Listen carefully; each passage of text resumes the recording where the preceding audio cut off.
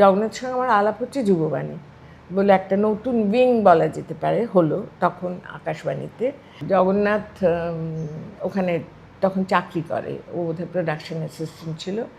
তা আমার বরের গলা নিয়ে অনেকেই এখনও মরমর, কিন্তু আমি যে গলার প্রেমে পড়েছিলাম গলার শুনে তা নয়, তা ও চিঠির উত্তর দিত।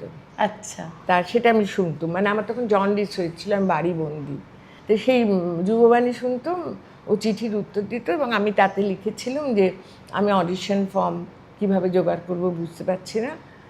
তা আমার সেই না বুঝতে পারাটাকে ত্বরান্বিত করার জন্য all the way he came to a place, আমাদের বাড়ি এসেছিল।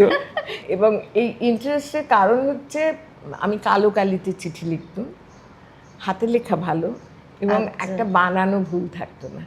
আচ্ছা, এইটার জন্য ইংরেজি স্টুডেন্ট, বাংলায় চিঠি, সংস্কৃততে নাটক। হি অলওয়ে কেম টু আ প্লেস যে তাকে না মানে জানি সে প্রথমে তারা কেমন, জগন্নাথ হাতের লেখার প্রেমে পড়েছিল। না জানি সে কেমন।